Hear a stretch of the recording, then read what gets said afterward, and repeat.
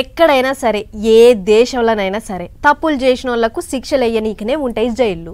జైల్లో శిపకూడు తినిపిస్తే మళ్ళోసారి తప్పు చేయరని అసొంటి కానుని తీసుకొచ్చారు. కానీ కొంతమంది జైల్లో కూడా కొత్త అల్లుని లెక్క నాకు అవి కావాలి ఇవి కావాలి అని అడుగుతుర్రు.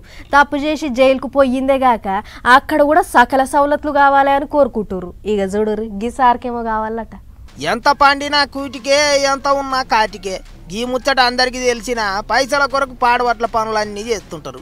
గిట్లనే అడ్డగోలు తవ్వకాలతోని గనులన్నీ దోసుక తిన్నారని 15 ఏళ్ళు కార్వాయి చేసి మొన్ననే కొంతమందికి జైలు ఇచ్చేసింది సిబిఐ కోర్టు. అందులో పేరు మోసిన గాలి జనార్దన్ రెడ్డి కూడా ఉన్నాడు. 7 ఏళ్ళు జైలు శిక్ష ఆయనను తీసుకొచ్చి చెంచలు కూడా జైల్లో పెట్టిండ్రు. ఇప్పుడు అయితే జైలుల సవలతులు ఏం లేవు. ఒక్కటే అర్ర, ఒక్కటే కంచం, ఒక్కటే పాయికాన. గిట్ల అయితే ఎట్లా? ఏ క్లాసు సవలతులు కావాలి నాకని కోర్టు సార్లకు అర్జీ పెట్టుకున్నాడట గాలి.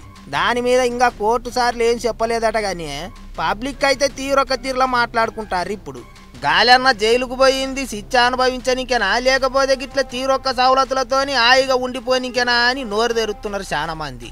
ఏ క్లాసు సవలతులు అని అంటే సపరేట్ రూము, దానికి ఆనుకొని ఓ పాయికానా, మంచము, పరుపు, ఏసీ, టీవీ గీవీ గిట్లా అన్ని తీరులు ఉంటాయట.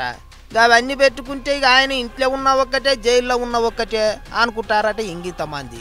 జైలు శిక్ష వేసేదే చేసిన తప్పులు తెలుసుకొని మళ్ళీ అటువంటి తప్పులు చేయొద్దని. కానీ గిట్ల ఏ క్లాసు సవలతులు కోరుకుంటే ఇక వాళ్ళు అసలు మారరు అని కామెంట్లు రాస్తుండ్రు ఇంగింతమంది.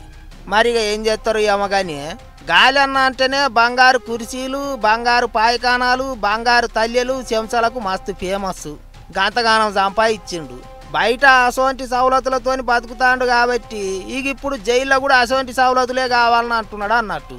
కానీ గట్లెట్టిస్తారు, ఇయ్యొద్దు అన్నట్టే మాట్లాడుతుండ్రు చాలా మంది.